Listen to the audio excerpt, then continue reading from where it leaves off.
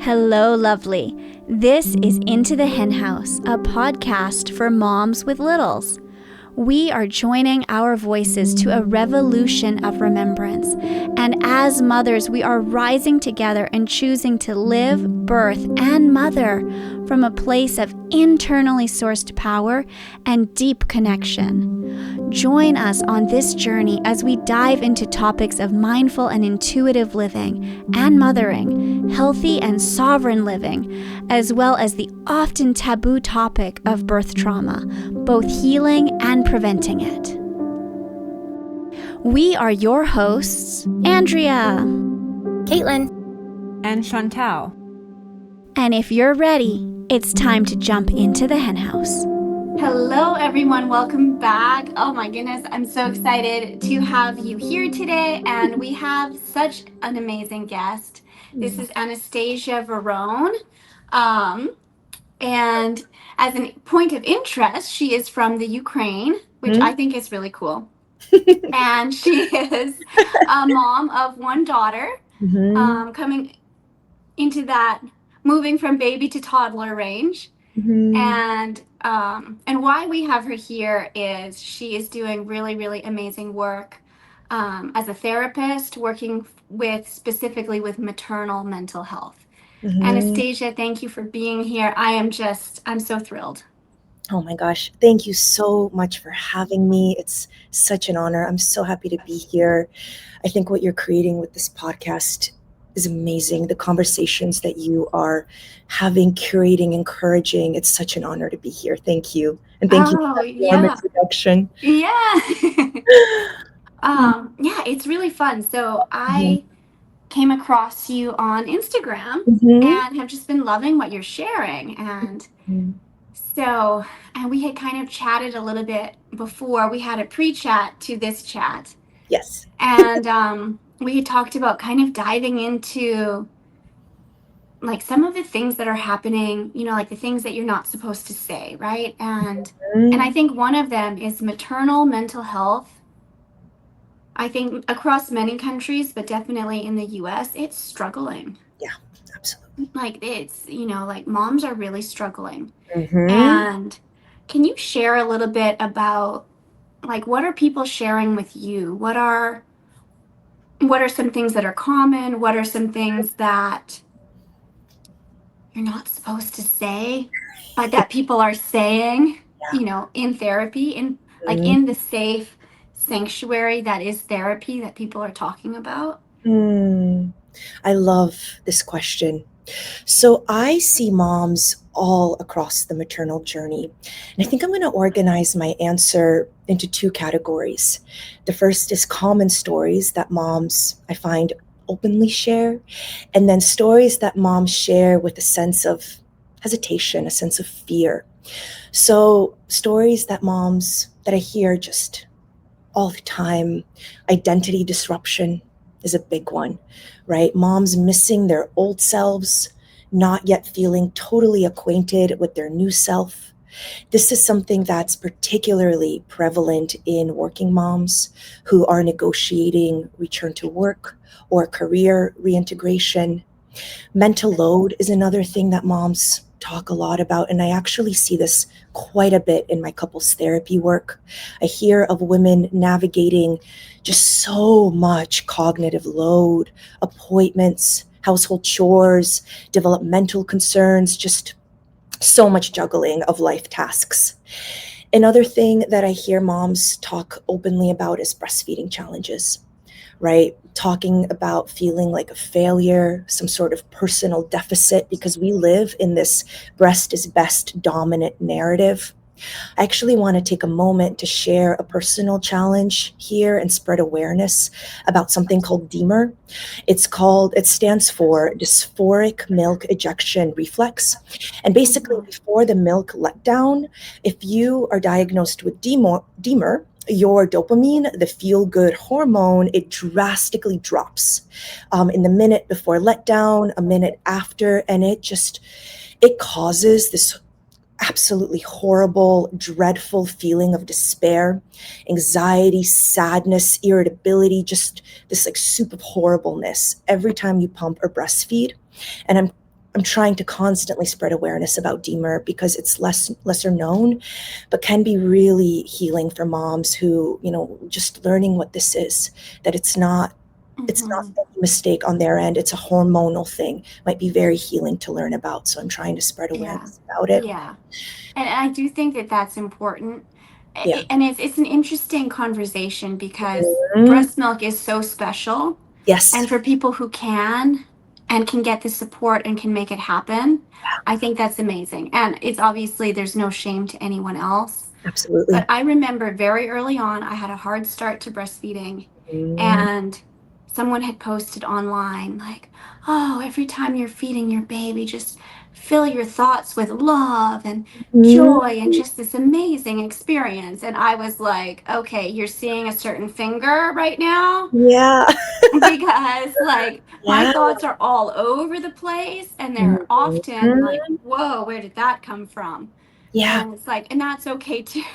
Yeah. Like And it'll get better. absolutely. I mean, it really makes me think of internalized messaging that we have around breastfeeding, that it's this bohemian or just this beautiful experience, and that's the only thing that you should expect, that it's this opportunity for bonding that's really special. And it's so beautiful if that's what you have, and if that mom is trying to practice actively having these thoughts of love and bonding, that's great for her. But that doesn't mean that that's the experience that everybody should have, because if that's the only message that we're sending, it could be very dismissive of a whole multidimensional experience. Yeah, absolutely. Yeah, absolutely. Some other things that I see, some common stories, relationship strain is a huge one that comes up in the therapy room. Resentment towards your partner, like maybe some mismatch of support. I wanted to shout out a book that's next on my nightstand called How to Not Hate Your Husband After Kids by Jancy Dunn. The title is... I may need to read that one. Yeah, I hear this book recommended often. But relationships, not just with your partner, also with your friends, right? Folks stop showing up after some time postpartum. Friends stop inviting you out. I find that sometimes you just get mom friends and all you talk about is baby stuff. Like you forget to tap into other interesting parts of you. I mean, this can be so lonely. Sleep related exhaustion is a huge one that moms talk about. So much is impacted by chronic sleep loss. And we know, on Maslow's hierarchy of needs, sleep is a base one for a reason. If we don't have sleep, we are irritable, we have mood fluctuations, it's hard to stay emotionally regulated. We know it impacts all of us. And the last thing that I'll say in this kind of bucket of categories is medical dismissal. I hear so many moms talking about minimization of symptoms, traumatic experiences with hospitals, doctors not catching PMADs, which is the official term for postpartum diagnoses. It stands for perinatal mood and anxiety disorders, PMADs, and it can include things like postpartum depression, postpartum anxiety, postpartum OCD. So these are some things that I hear moms commonly talk about, but I do want to also address all the things that moms are talking about with some sort of sense of hesitation and fear of judgment. And I think it's so important to name, because these conversations are needing to be had. And I have to say, I find that often I might be the only person as their therapist who they are telling it to. Harmful thoughts is a huge one. I have read in multiple sources that 100%, like 100% of new parents experience intrusive thoughts. And these can be so disturbing. Just like imagine walking into a room, holding your baby, and imagining all the scenarios that harm could be caused on your baby. And you do this all the time, just imagining accidents and more. They're so disturbing. But I want to say these thoughts are ego dystonic, meaning they go against your value system, which is why they're so disturbing. Right? They can also be signs of OCD, and it's important to meet with a provider who can assess for that, but they are incredibly normal and not talked about. Anger and rage comes up quite a bit. just moments at 3 a.m. when your baby is not falling asleep. It's hour 2 of meltdown city. And even though you are looking at the being that you treasure most in your life, you just see red and feel rage. This like lizard part of our brain is just like lit up like a Christmas tree. And we know that that rage cycle is followed by crying, overstimulation, deep shame, deep guilt. It's a cycle that we know happens that moms are afraid to talk about. What if they get judged for seeing rage while holding their baby? Anxiety around competence comes up a lot. Am I doing this right? Can't you just tell me what to do? But also, there are so many options out there. Which one do I choose? So many expert voices.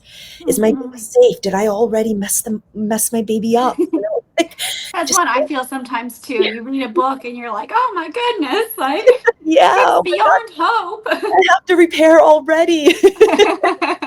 Totally. I talk about loss of sexual identity. Just this idea maybe of feeling overtouched by breastfeeding, overtouched by the baby constantly holding you, feeling disconnected with your body. So many moms expressing hate towards their body, the way that their body looks now compared to their pre-baby body, and just fear of how this might impact the relationship. And the last thing that I I want think that's a big one. That's one to I hear too, and kind of like in secret, and a lot of the time. So I had a C-section, so I have a big C-section scar, which yes. I don't love. But I had told someone this, and she's like, "You just change your mind about it." And it was very. She's like, "Just mindset work, you know." And it Mhm. was like, okay, this isn't helpful to me because it's a process. Yes. And like, sure, I could just change, just love it. And it's like, okay, Mhm. that's okay. So I feel like also moms come into that where Mhm. people are like, I hear you, but just change your mind about it. Just get over it. Yeah. Just, Yeah. like there's an impatience Yeah. with things. Absolutely. And this comparison that just because that might have worked for that mom, that's what you should be doing as well to get through this period and this relationship that you have with your body and your scar and this memory of creating life and what it's like to carry that. You know, for you, it's a journey, it's a process, it's a whole different thing. That just having like that forceful mindset switch is completely dismissive of the spiritual Right. journey that you need. Mhm. Yeah. And I feel like that's a lot of what you get in the world is if you do get vulnerable and share something, Oh then yeah. you get shut down and it's like, Absolutely. just move past it. And it's like, okay, well, repression, we know that doesn't work. No, So, no. You know, it's so interesting as a maternal mental health therapist to be able to create space for these conversations because often in our world, when you ask moms how they're doing, they'll say, I'm great. Or they'll say something like, it's hard, but I'm getting through it. Like, we feel like we have to put a positive spin on our tremendous experience because it's not always met with curiosity or just acceptance. And I feel so lucky to have a front row seat to mom's actual experiences of motherhood. mhm. Yeah. Yeah. And again, I feel like people who have that listening ear, that's Mhm. also such a gift.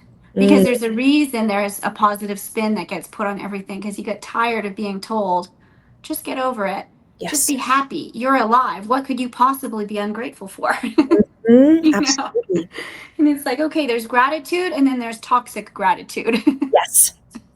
Absolutely. Toxic positivity, toxic gratitude. I remember having a networking call with another therapist specializing in maternal mental health. And on the call, I was like, okay, what intervention do you use? What do you find works best for this community? Like, how do you fix it? And she's like, whoa, there is no fixing.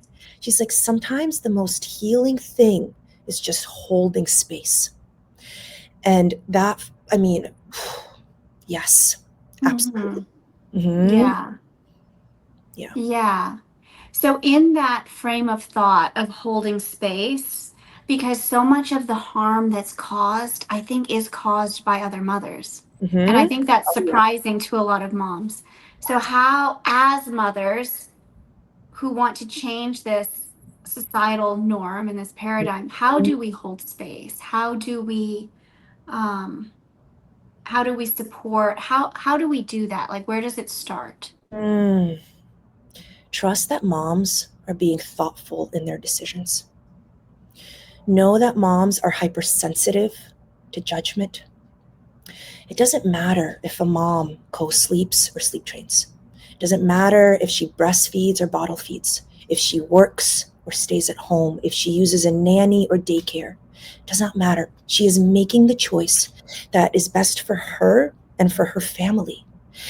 There can be a lot of reasons why people can do this, why they can cause harm, whether they realize it or not. I just want to name some of those. They might be projecting their own unresolved birth or postpartum experiences. They might be comparing that just because it worked for them, that or they survived it this way, then so should you. There might be internalized cultural or generational norms that they're continuing, or maybe they just have a deep lack of awareness of postpartum symptoms and the difficulty that can occur. But moms need your support so much in this vulnerable time. So here's how we can do better. Show up and care about other people's experiences. Ask, don't assume.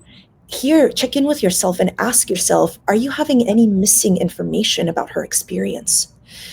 Maybe validating without offering advice. That sounds overwhelming because, honestly, just listening can help. I wish moms could be, just sharing their own struggles more in a really truthful and authentic way, because it's so healing to hear people's actual experiences. I think that's why group therapy can be so powerful here. I want to talk about also miscarriages and stillbirths. Often miscarriages and stillbirths are not viewed as deaths in our culture because we live in a death-denying society, but moms are suffering a loss and a massive wound. And reproductive loss is not recognized as a real loss. So there is so much silence around it. And that is inherently harmful because the mother is experiencing grief, whether society acknowledges or not. Don't forget about these losses. Don't forget about these women. Encourage professional help. Connect loved ones with support. It is out there. Make a point to reach out. So many people stop reaching out after the first few weeks of postpartum, but the mom is still transitioning and transitioning and transitioning again. I wish more people were to learn about the experience.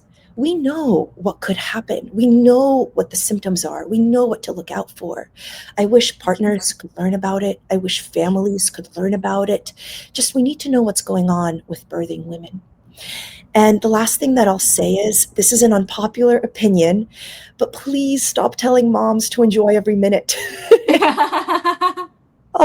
And normalize instead to say, how are you doing really? How is the stage feeling for you?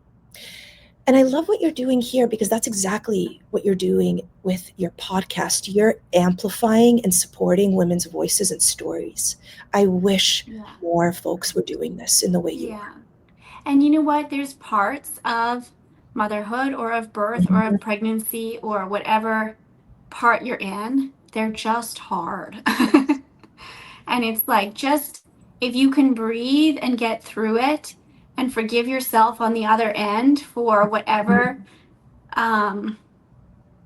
you may not have it's like, that's okay too. Like, I think that there can be too much pressure sometimes. Absolutely. And it's not to say what we do doesn't matter. I think what we do matters a great deal. And to think everything matters so excessively that we have no compassion for ourselves is, I think, equally or far more harmful. So, and it's like everybody's going to have that moment. Like, I remember, I don't know when this was. It would have been pretty early on.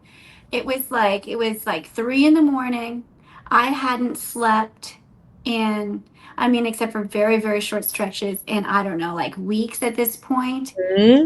And I was like, I felt like a little bit of a caged animal. And finally, my daughter was sleeping and my husband wanted to talk about something. And I was like, don't come close to me. Don't come close to me. Yeah. And he's like, why are you so upset? And I'm like, I have no idea, but I Mm-hmm. know that I am. Mm-hmm. And I'm like, there will be no resolution right now. I'm like, I'm so far beyond capable of resolution or even conversation. I'm like, let's try and sleep and we'll talk tomorrow Mm-hmm. and I'm like, but it's, and I kind of laugh at it because it sticks out in my mind as like almost ridiculous, except that there was so much underneath it. And I'm Mm-hmm. going like, I'm so beyond anything rational, and that's Mm-hmm. okay. Absolutely. You are practicing dialectics. Two opposing truths can be true. It's this and that. It's not this but that. And it's Mm-hmm. really such a season of Mm-hmm. life that you're just getting through. And it's okay that it's hard. Yeah. It's just, Yeah. mm-hmm. And I think acknowledging the hard also makes the joy of the rest of it even better. You know Yeah. what I mean? Because there's also a physiological response. When a baby is screaming, you're deep into like reaction. So probably the best you can do is to breathe and get through it. It's like, "Ooh, I love this moment." It's like, "Well, Absolutely. that's just not the case. Unless you're so disconnected." Totally. It is so physiological. It's in our bones. And I just want to amplify what you're saying about breath work. Studies will back you up. There's a really compelling study that I loved where researchers compared 8 weeks of a meditation practice compared to another group that was taking 8 weeks of an anti-anxiety medication. And at the end of this study, they were able to soundly conclude that breath work can be as effective as anti-anxiety medication Mm-hmm. on levels of anxiety. And that's amazing because we have Yeah. access to our breath at any given moment.